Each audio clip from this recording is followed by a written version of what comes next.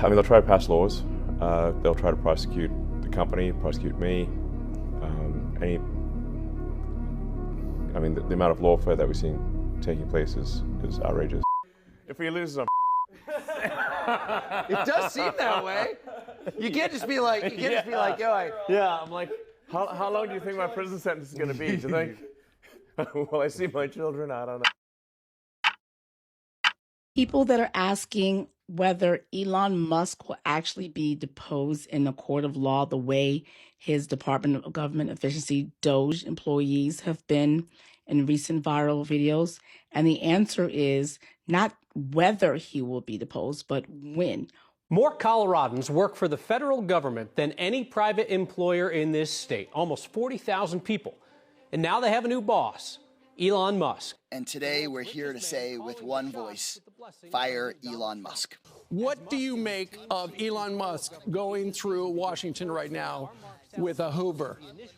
Do we think Trump knew that his best buddy was high all the time? Over the last few weeks, we've been reporting on errors in the so-called wall of receipts. This is a website that Elon Musk's Department of Government Efficiency has set up.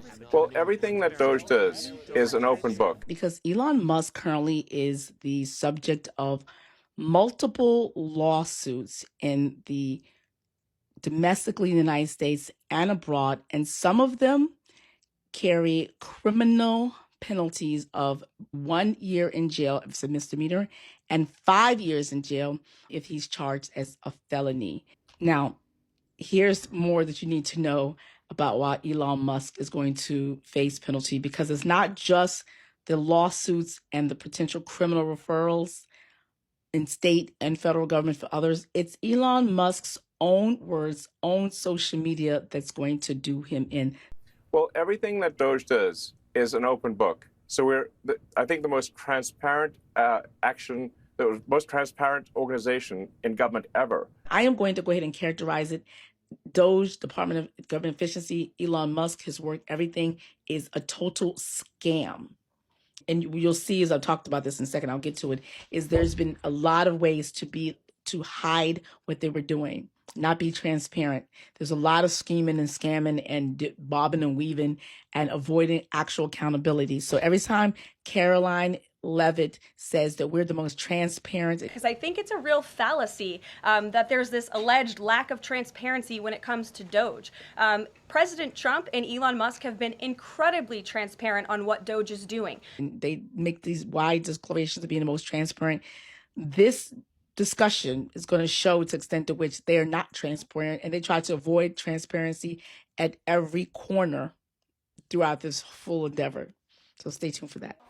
In 2024, Elon Musk and his related companies were being investigated by the Department of Defense, the Consumer Financial Protection Bureau, Department of Justice, the Security Exchange Commission, the Federal Aviation Administration, NASA, the Equal Employment Opportunity Commission, the Federal Election Commission, the Environmental Protection Agency, the Food and Drug Administration, the National Relations Board, and Department of Transportation. This was during Joe Biden's administration. That same month, Elon Musk decided he was going to be moving away from Joe Biden. And he down to Mar-a-Lago, where Donald Trump was entertaining wealthy Republican donors. A couple of months later, in May 2024, Elon Musk forms this PAC that was going to raise money for Donald Trump's presidency. A couple of months later, in July, he formally endorses Donald Trump for presidency. In August 2024, on his X, he has this streaming platform. He hosts Donald Trump in a sort of interview. Elon Musk proposes that he can assist in cutting the government, including government agencies. And Donald Trump says during his interview, Elon, you're a great cutter. So in October, Donald Trump's like, fine. He announces that Vivek Ramaswamy, who had run against Trump during the primaries but dropped out, and Elon Musk was going to form this thing called the Department of Government Employee, which is Doge, which interestingly shares the same number of a meme coin that Elon Musk had been floating around, a cryptocurrency. And it also, and this is important, put a pin in this, shares the same name of an existing small department under the executive office of the president in the White House called the Digital Services. So it's the United States the Digital Government Services, DGS. Small office. This is important. Put a pin in that. And they were get started that they're going to help cut. Now, there was an impasse. Around sometime in December, Elon and Vivek had two different ideas of what to do. Vivek most likely did his research and got his team on board, and they researched it, and they said, we could have some criminal exposure here. So rather than go inside, let's stay on the outside and create what's called a special advisory commission. There are only a few ways to influence the federal government from the inside, and all of them come with specific type of rules. Option one is to create a federal advisory commission, but that's not something you just sign up. You actually have to, under the Federal Advisory Committee Act, create a formal charter. That charter has to be filed with Congress and the General Service Administration. And the other thing, you have to define the purpose, the membership, and the scope. Furthermore, the meetings are usually public, the records are public, and most importantly, the commissions can only advise. They cannot make decisions like cutting. They cannot direct agencies to fire people. Option two is to become a cabinet level official. It requires a nomination by the president and then confirmation by the United States Senate. That's real authority, but it comes with real accountability, as Christy knows. Now, option three is to serve as a senior advisor to the president, and no confirmation is required, but also no independent power. You can recommend, you can influence, but you cannot execute policy, independently. Now, the one that a lot of people forget about, the president has to act, the agencies has to carry it out, and there's a category that people overlook, which is number 4, the special government employee. These are temporary officials, but they are still bound by federal ethics laws, which means financial disclosures. It means restrictions under Section 18, Section 208. So then you cannot participate in matters that affect your personal business interests. So when you see someone exercising that type of power, like Elon was, the question isn't what they're doing. The question is, under what legal authority are they acting? That's the issue, Elon. Elon was like, no, I want to actually do the cutting. And I don't want to just cut regulations. I want to actually cut agencies. Elon was interested in cutting departments and agencies, including regulatory agencies that regulate companies such as Tesla, SpaceX, and Starlink. Vivek was like, peace, you're on your own. Elon says, I'm going to do it on my own. He starts recruiting online law and a criminal statute that says special government employees cannot work, advise in any respects on any matters that impacts them financially, their companies. And it's punishable by 1 year, up to 1 year in jail for misdemeanor, amongst other fines, maybe financial fines, and 5 years in prison if it's a felony. So they were like, how do we do this? Instead, we're going to create this little agency, and luckily, we're going to find the Department of Digital Services, which already exists, and we are going to just take over that office. Now, here's the thing.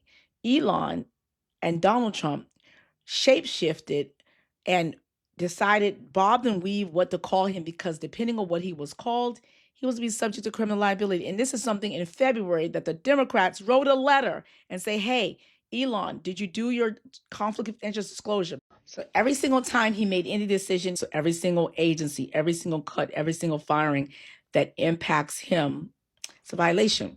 They knew this because at some point Donald Trump repeatedly said, Elon won't work on any matters in which there's a conflict. We won't let him. We won't let him, because he did not follow the law, and he seemingly was violating the appointment clause. So Elon is indeed subject to that. So they're bobbing and weaving. So because if they know of his exposure as a special government employee, when the writing was on the wall that his conflict of interest form needed to be released, and the minute it shows that he's impacting and doing things, that he was in trouble. So at some point they decided to call him a senior advisor, and they said he was not a government employee. They decided to throw a woman named Amy Gleason under the bus. At no point ever did she meet with Elon's team or organize or supervise cutting. They said she was the head of Doge. When Carolyn Levin made this announcement that Amy Gleason was the head of Doge, Amy Gleason was on vacation. ProPublica's reporting showed that the people who actually doing the cutting didn't even know who Amy Gleason was. While they're in courts trying to pretend that Elon Musk was not a government employee, Donald Trump is doing interviews with congratulating Elon for the good work he's doing with Doge. It was important for people to understand he's doing a big job. He's doing a very thankless job. It's really a thankless job. But he's helping us to save our country. Our country was in serious trouble. And I had to get the best guy, somebody with credibility. He introduced Elon to a joint session of Congress and congratulates him for what he's doing. And to that end, I have created the brand new Department of Government Efficiency, Doge. Perhaps you've heard of it. Perhaps.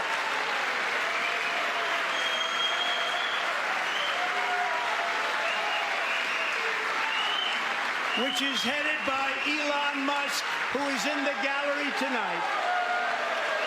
He has Oval Office meetings with Elon and little Elon X and saying, good job. Hello, everyone. Hello, everyone. X, are you okay?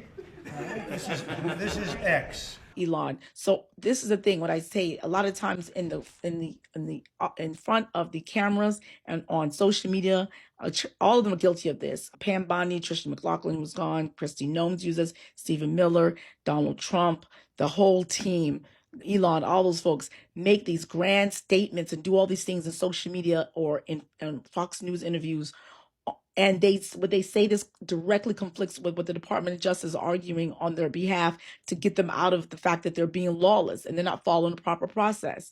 And this is another example. The clearest example I've had this is when Lee Zeldin had gone in front of Congress and took workers under him and all sworn under oath and documents and declarations in front of Congress saying that the ones who did the cutting, and they cut it independently. They cut all of these environmental protection programs independently and gave them an independent review, which is a lie.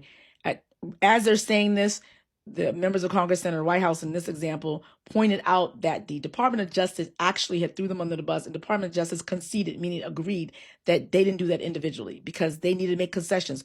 There's no lack of coordination. What happened when he started cutting, and is the violation, is that between him and Donald Trump, got rid of the inspector generals or forced to step down the different department heads. And in Consumer Financial Protection Bureau, when they forced that department head to step down, Russell Vogt, the very evil Russell Vogt, who I've done a video on before recently, stepped in and removed all of the oversight, all the investigations that were pending, and put them all aside. So, and CFPB was one of those agencies that actually made us a lot of money, made us some like money back in the pockets of Americans. And the budget for that was really minor. So why are you getting rid of an agency that has a small budget, and the beneficiary of all that was Elon Musk, which is a clear violation of 18 USC 108 multiple times. And so it was a scam, and it was a stupid scam. He said at the beginning, if Kamala Harris wins, I'm going to jail, because he was very much aware before Donald Trump won, going in March 2024, when he went travel down to Mar-a-Lago, that was one of his ways for him to avoid criminal and civil liability. I think that's it, the extent to which it was a ruse, it was a scam. From the beginning to the end, it was just a mechanism to avoid criminal and civil liability of his companies. And so they found a match in those joint interests in avoiding prison and hopped on this grift. And it's been one big, massive grift. And so, yeah, not transparent. Every single thing has been trying to hide the fact that Elon did not have authority to do any of those cuts. And they admitted it. They admitted it in a document in front of Judge Tanya Chutkan. And she pointed out, she said, so you admit that Elon had no right to actually make these cuttings, these firings. They have admitted it on the record that he had no authority in doing this. It's just a matter of when's he scheduled for his appointment at the clinker or to be deposed. Both of them are coming. JJ Legal, each one teach one. Share this video so more people know, and I'll keep you updated.